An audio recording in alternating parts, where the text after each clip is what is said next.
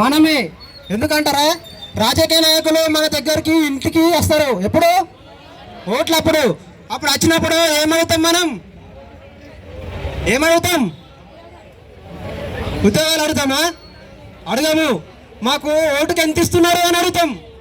అవునా కదా? ఓటుకి ఎంత వాళ్ళు ఇస్తున్నారా లేదా, ఏ కేటగిరీలో ఇస్తున్నారు? పార్టీ పేర్లో ఇప్పుడు చెప్పడం కరెక్టో కాదు తెలియదు. ఆ పార్టీ వాళ్ళు మాకు 500 ఇచ్చారు, మీరు 1000 ఇస్తే మీకు ఓటేస్తాం, మీకు మీరు 1000 రూపాయలు, మీరు 1500 ఇస్తే మీకే ఓటేస్తాం అని మన ఓటును అమ్ముకుంటున్నారు. కానీ అది కరెక్టేనా? కానీ మన ఓటును మనం అమ్ముకోవడం కాదు, రాజకీయ నాయకులకు మనల్ని మనం అమ్ముకోవడం. అది గుర్తుపెట్టుకోండి. 500 కోసమో 1000 రూపాయల కోసమో మనల్ని అమ్ముకోవడం వల్ల మన పిల్లల భవిష్యత్తు కానీ మన భవిష్యత్తు అక్కడ మన్ను కలిసిపోతుంది. అక్కడ మన భవిష్యత్తు తలగా పడిపోతుంది. అది గుర్తుపెట్టుకోండి. అయితే ఒకటి, ఇక్కడ మనము ఓటుతో మన ఓటు నమ్ముకుంటున్నాం. ఓటు నమ్ముకొని మన జీవితాలను మనం పాడు చేసుకొని మళ్ళీ ఉద్యమించాల్సిన అవసరం మనకే వస్తున్నది. ఒకటి, తెలంగాణ ఉద్యమం చేసింది కేసీఆర్. నేను చావు నోట్లో తలకాయ పెట్టి నేను తెలంగాణ తెచ్చినా అని విర్రవీగింది 10 సంవత్సరాలు. అవునా కదా? 10 సంవత్సరాలు విర్రవీగితే అప్పుడు బుద్ధి చెప్పింది ఎవరు? విద్యార్థులే. విద్యార్థులు ఏం చెప్పారు?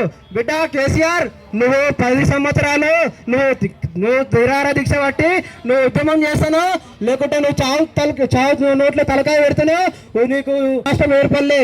దాదాపు ఒక 1200 మంది విద్యార్థులు ఈ తెలంగాణ కోసం ప్రాణాలు అర్పించారు. అవునా కదా? అది గుర్తు చేస్తూ మొన్న జరిగిన ఎన్నికల్లో కేసీఆర్ ను గద్దె దించడం మనమే, విద్యార్థులే, నిరుద్యోగులు దించారు. ముఖ్యంగా నేను ఈ సందర్భంగా ఒక చిన్న మీకు ఇన్ఫర్మేషన్ ఇవ్వాలనుకుంటున్నా.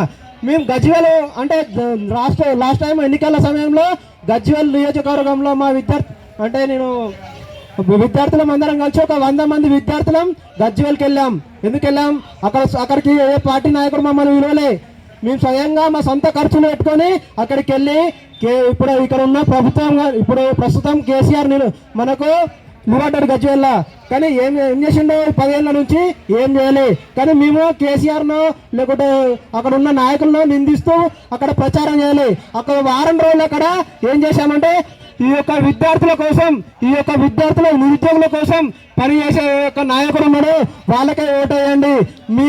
మా యొక్క భవిష్యత్తులు మారాలంటే ఈ యొక్క నాయకులు మారాలి. నాయకులు మారినప్పుడే ఈ యొక్క విద్యార్థుల భవిష్యత్తులు మారుతాయి అని మేము వాళ్ళకు విన్నవించుకున్నాం. అక్కడ వారం రోజులు అక్కడ మేము స్టే చేసి, అక్కడ గజ్వేల్ పట్టణం చాలా పెద్దది, అక్కడ ప్రతి ఇంటింటికి తిరిగాం. మేము ఇంటింటికి తిరిగిన సందర్భంలో కూడా చాలా మంది అడిగారు, మీరు ఏ పార్టీ అని. ఏ పార్టీ కాదమ్మా, మేము యొక్క విద్యార్థులము, నిరుద్యోగులము, మాకు కడుపు మండుతుంది, మాకు ఉద్యోగాలు వస్తలే. ఒక్కొక్క యూనివర్సిటీలలో విద్యార్థులు లైబ్రరీలలో బుక్కులు పట్టుకొని ఏడుచుకుంటూ అక్కడనే చదువుతున్నారు. ఒకటి గుర్తుపెట్టుకోవాలి, ఎంతో మంది విద్యార్థులు, ఇప్పుడు మనం కూడా విద్యార్థులమే, నిరుద్యోగులమే, మనం బుక్కులు పట్టుకొని చదువుతున్నాం. కానీ ఉద్యోగాలు వస్తలే. ఇంటికి పోదామా ఉద్యోగం లేకుండా అని ఆలోచిస్తే, ఉద్యోగం లేకుండా ఇంటికి పోతే మన తల్లిదండ్రుల ముందు మన ముఖం చూపించుకోలేం.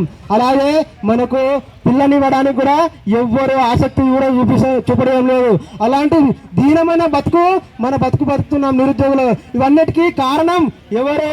ఈ ప్రభుత్వం అంటే మనము అవకాశం ఇచ్చిన ప్రభుత్వమే.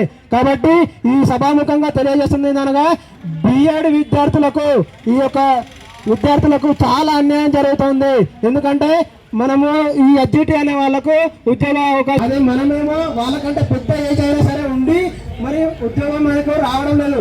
కానీ ఎడ్జిటి వాళ్ళకు మనకంటే చిన్నవాడైనా సరే మనకు ఉద్యోగం వస్తుంది, వాళ్ళ లైఫ్లో సెటిల్ అవుతుండ్రు, పెళ్లి చేసుకొని సుఖంగా బతుకుండ్రు. కానీ ఈ యొక్క మనకు ఎస్ఐ వాళ్ళకు, ఈ స్కూల్ అసిస్టెంట్ వాళ్ళకి జాబ్స్ రావడం లేదు. ఈ యొక్క జాబ్స్ రాకపోవడానికి కారణం ఈ యొక్క తెలంగాణ ప్రభుత్వం, ఈ యొక్క ప్రభుత్వం నియమించే ఈ